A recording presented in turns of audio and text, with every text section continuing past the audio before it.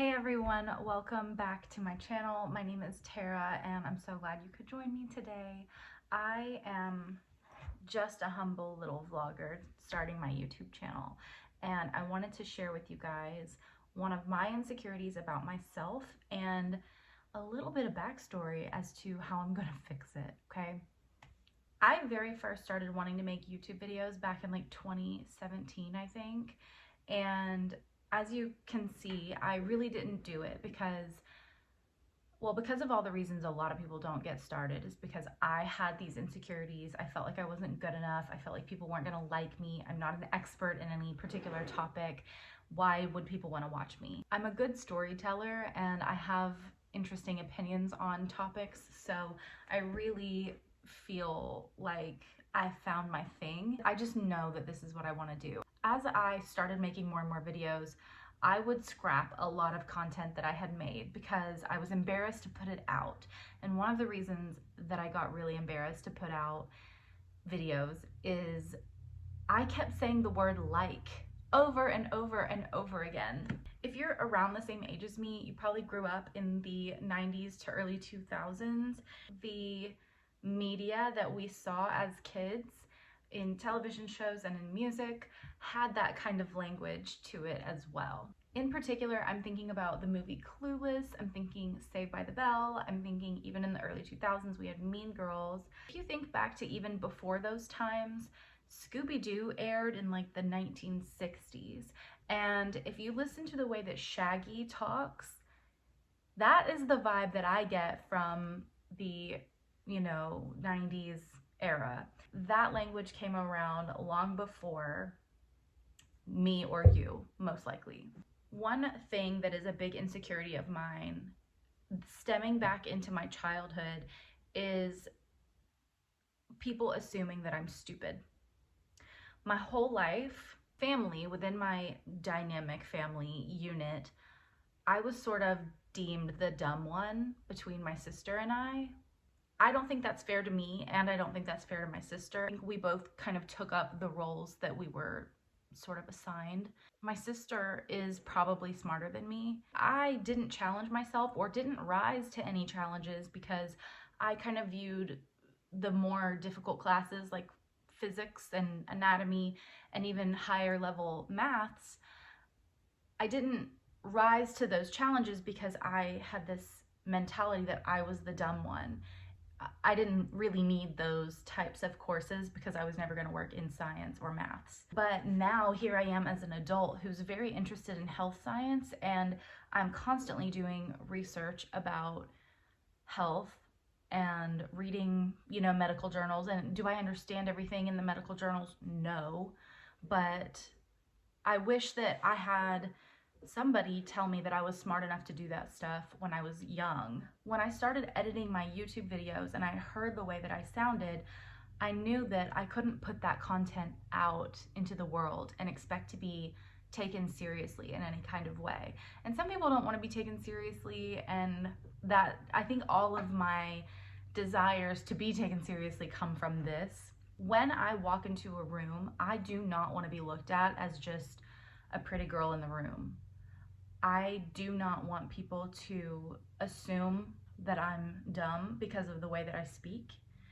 And I realized that I needed to do some work on my language. When I first moved from Miami to Alabama, first of all, big language difference. And I know that it's all America and we all speak English, but the accents are quite different. And something that I really noticed was that everybody would take the G off of anything ending in ing. So if you say I'm eating food, they don't say that in Alabama, they say I'm eating. I really wanted to fit in when I first moved here, and I immediately started taking up those little cultural twangs, if you will. As I got a little bit older, I had been maybe in Alabama for a couple years, I started adding all those G's back in. But just to give another really interesting example is, if you don't know your cities in the South, the biggest city in Alabama is called Birmingham. And I kid you not, people in Alabama call it Birmingham. They take that G right out of there. It's like it doesn't even exist. So I know that I'm really capable of controlling my language. And although I haven't yet fixed taking like out of everything, I have made some progress, and I want to share with you guys how I am trying to do that. So I have been working on changing my language once again for YouTube because I care about how I come off to you all. This is a way that YouTube has sort of improved me as a person. But the first thing that I have been working on doing is talking a little bit slower. When you speak slower, you have more time to process where your intentions are. What is it that you really want to be saying? Many times I notice that when I say the word like, I am filling a pause. So instead, if I can't find the word that I really want to say, I will take a long pause and express with my facial expressions, express with my body language that I have more to say. So please don't interrupt me. I'm not ready to stop talking yet. I have something that I want to say. I just can't figure it out. And I don't mind telling someone, I'm not sure the word that I'm looking for. Hang on just a second. This is the word I'm looking for. Instead of saying, like, you know, I do that all the time. I've really noticed myself doing that while I edit these videos, and I find it irritating, and I try to edit that out of myself. So I know that if I find it irritating, we're all our own worst critics, but you most likely find it irritating as well. Another thing that I am doing to try to stop saying the word like often is recognizing you're trying to make a comparison between one situation or topic or another, and you say, it's like blah, blah, blah, blah, blah. It's not wrong. You're not wrong. This is just the way that our language has evolved over time, but it doesn't sound articulate. It doesn't sound like you really thought about what you want to say. So when I feel like I need to say the word like, I've often found myself filling that, replacing it with, for example, or I'll say similar to blah, blah, blah. And this takes some real mental exercise. You have to have the mental awareness to interrupt your thoughts. Did you see there where I didn't know what I was gonna say and I paused and let you know that I wanted to keep going, and then I said, you need to interrupt your thoughts? That's what I'm talking about. I'm not perfect yet, but I am on my way. And one suggestion that my husband made to me when I told him that I wanted to stop saying like often, he said, you just need to read more. And he's so right. When I was a little kid, I did not read that often. I feel like my sister was read to a lot as a kid and I was not.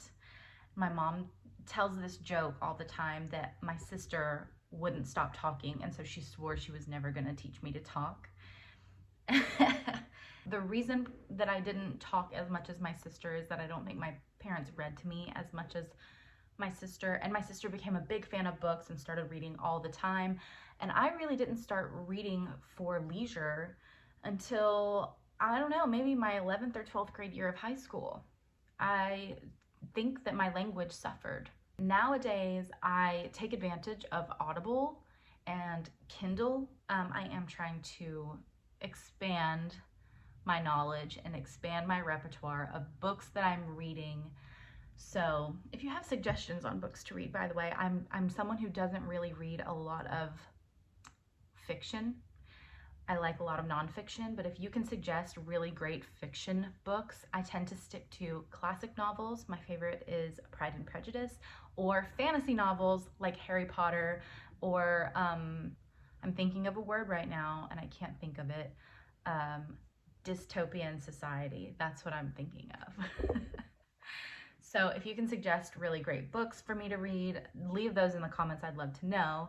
But I just want to pass that suggestion on to you all if you're struggling with the same thing.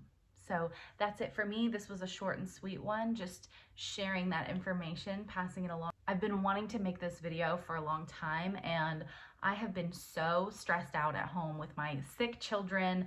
I've had COVID in my house. I've had strep throat in my house. I've had my husband out of town. It's just been absolute chaos. So yeah, it's been a long time since I made a video, and I am sorry about that, but that is why. And just so that you guys have a little bit of information, I'm gonna drop some links in the description to other videos where I got some really great tips from people who are professionals and not just people who have a career in speaking in the public arena.